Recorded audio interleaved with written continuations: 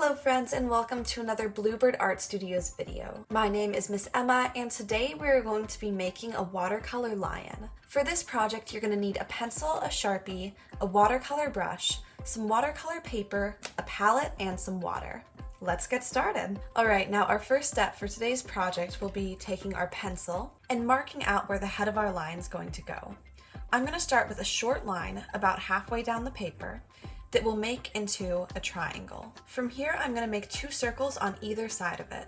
They'll go up a little bit, over till about here, and then down and back up. Do the same thing as evenly as you can on the other side. Now this is going to be the nose and the sides of the mouth for our lion. Now coming down from here, we'll make a curved but boxy shape for the chin. It'll go back up into the mouth just like this. Now on either side of the nose, we'll make lines that go straight up about this far. Then we'll come almost to the outside of our circles, make some little marks there, and we'll go up to make the head till it curves over and goes back down. At this point, we can add the little eyes, just 2 dots on either side of the face. Now coming out from the head, we're going to make the ears. I'll place one of them right here, a simple curved line, and the other on the opposite side as evenly as I can make it. Now we can set down our pencil, pick up our Sharpie, and get started on the outline. Begin by just going over all of the lines that we've made with our pencil.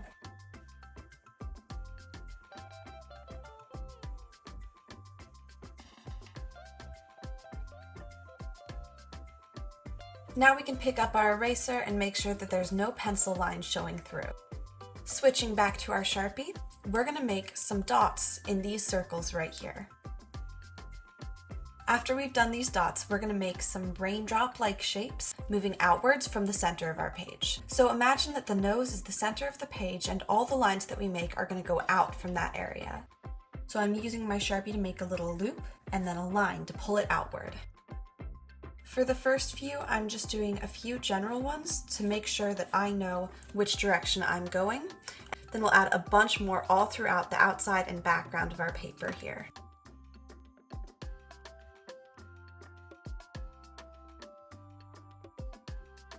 Alright, now once you've gotten to about this point, we can stop and switch to our watercolor. So I'm going to take my watercolor brush and use our water, sponge method to make sure I have a good amount of water here. I'm going to dip my brush in my yellow watercolor and bring that to the mixing palette. I also went ahead and pulled out a test strip of paper so that we can make sure the color we have looks as good on paper as it does on our mixing palette. Now once I have some yellow on my palette, I'm also going to wash my brush and add a little bit of orange to that. And I'm just going to mix the two until we have a nice yellow orange that we can test out on our test paper. Once we're happy with this color, we can go ahead and bring it to our page. I'm going to first paint in the ears, stopping just at the base of them.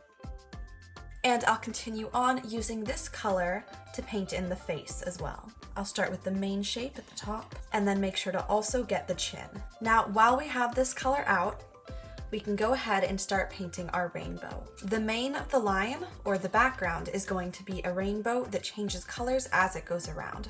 I'll start with my orange right here, and we'll do strokes that pull out, just like this. We don't want it to be perfect, we want it to look a little bit messy and have some white spaces visible as well. Now, once I get about here, I'm going to add some red to the color on my palette and continue changing the rainbow's colors as we go.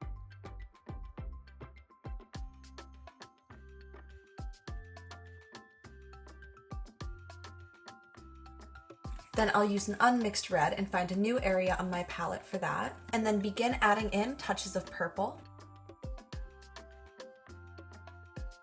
progressively making my color more and more purple as we go through the color wheel. Now at this point, I'll start adding some blue to my purple.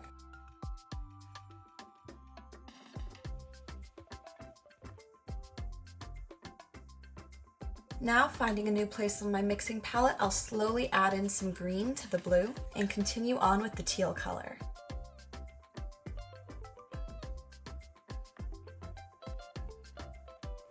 And finding another new space on my palette, I'll make a pure green. Then we'll slowly start mixing in some yellow to that green, until we just transition to a pure yellow.